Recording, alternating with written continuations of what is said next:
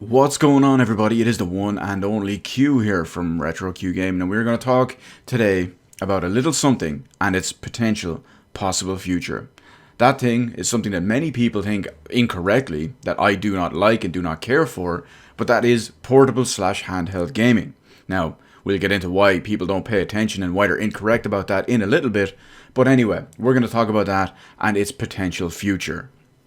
Since I know someone's going to mention it in the comment section below, yes, this is partially to do with the whole rumor that Sony may be discontinuing and stopping the PSN for the PS3, PSP, and PS Vita.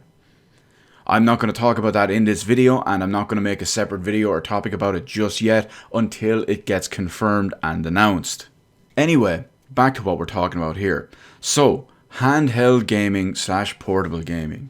Now, what platforms are we talking about? We're talking the Nintendo 3DS, the Nintendo DS, the Game Boy Advance, the Game Boy Color, the Game Boy, and even the PSP and PS Vita. Now, you can even throw in something like the Atari Lynx or the Sega Game Gear in there. Hell, why not even throw in the Sega Nomad? That doesn't really apply, but I just feel like putting in the name for the lulz. But anyway, you get the idea of the platforms we're talking about here. Now, full disclosure, 99.9% of the time I'm playing a handheld portable game, I'm playing it at home. That's right, I'm playing it at home. There are one or two exceptions, but almost everything I'm playing at home. Maybe I'm sitting out in the garden on the bench, maybe I'm lying on a couch, maybe I'm just chilling around in a chair, I'm sitting in the bed, whatever it is, I'm playing with that. And usually I play it with some very high quality headphones, none of this earbud cheap crap. Or like I always prefer to recommend, connect it up with a 3.5mm jack, output it to some proper high quality speakers. The difference and the experience is insane. But let's get back to the games and let's get back to what we're talking about when we come to these. Now, one of the reasons why handheld gaming has clearly been so successful over these last decades, look at all some of the sales of the units we've had. The 3DS has had fantastic sales, even though it almost flopped thanks to Satoru Iwata. The same with the DS as well, the Game Boy Color, the Game Boy Advance. They're being some of the biggest selling platforms of all time. And while the PSP and PS Vita could not really replicate that, hell, the PS Vita was kind of hamstrung before it even launched, but the PSP did damn well. In fact, the PSP saved Monster Hunter. If it wasn't for the PSP, that series would be no more. No, it's not because of the 3DS, and it's not because of Nintendo. But you may be wondering why all of these platforms and why I think they worked so well. It's down to one simple thing. Look at the games that were on them. Every single game, someone's going to say like there's 4 exceptions now, but the idea is every single game is custom made for the hardware, and it shows. You don't have games that were ported from PS5 to 3DS, or from PS2 to Game Boy. All the games made for these platforms were specifically built around the hardware. There's maybe 2 or 3 exceptions for that, and they're notably failures every time. Look how bad Smash Bros. Was on the 3DS compared to its original proper Wii U version. Xenoblade Chronicles on the 3DS, again, compared to the original Wii version. Absolute travesty. The same with, I believe it's Fire Emblem Heroes, you get the idea. But again, let's look back to everything else, the PSP, the Vita, the DS, the 3DS, the Game Boy series. All of these games were custom made for that hardware, and because of that, they worked perfectly. You weren't forcing and shoehorning in these experiences that were not meant to be on this platform, that even with significant cuts and modifications, just don't work. Look at practically every single game on the Switch. These are games that are basically made for consoles, and then if you try to play them in handheld, it's garbage. Even Nintendo's own first-party games are garbage in handheld mode. I've tried Super Mario Odyssey in handheld mode, absolutely unplayable garbage. I've played Fire Emblem on there as well, absolute unplayable garbage. The only one I could stomach for more than 2 or 3 minutes was Animal Crossing.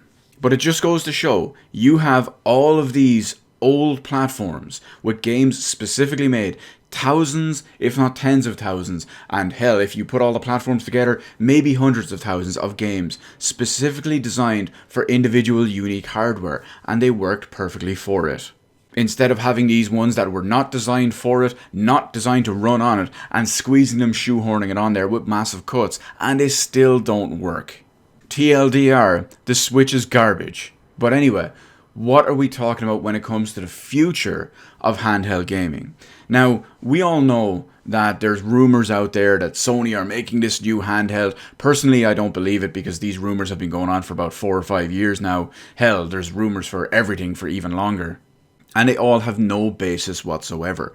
But it just goes to show that unfortunately, because Sony aren't going to bother with a new handheld, most likely I would be very, very surprised if they ever did. But even when you look at what was on the Vita, what was on the PSP, they were games that were unique. You didn't have Killzone Shadowfall. There was a unique, special Killzone game on there. You didn't have Resistance 3. You had a special Resistance game specially made for that hardware. The same with Uncharted.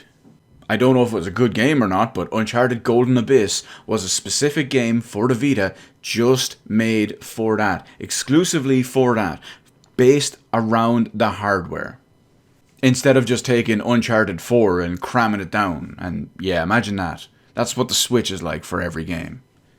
But unfortunately, I feel like we're going to miss out on a large market when it comes to all of this. A large series of games that may have been designed in unique ways around this type of hardware, and mechanics that may have been born to get around the lack of availability of hardware. Because if you run into technical limitations when designing a game the way you want, you're going to have to come up with some type of mechanic or system or workaround for it. And that's where stuff can get a little bit funky.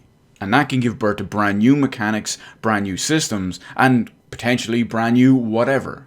But for all intents and purposes, Sony are pretty much out of here. Microsoft, I doubt, will ever do a handheld console. And unfortunately, I don't see Nintendo doing a regular version of it as well. We're just going to be stuck with garbage Switch, Super Switch, Switch U, Switch 2, whatever it's called. And it's not going to have games that are unique for it because they're just going to be games made clearly for the TV/proper console version that are going to be practically unplayable and useless around the portable side of it. And that, overall, makes me pretty sad.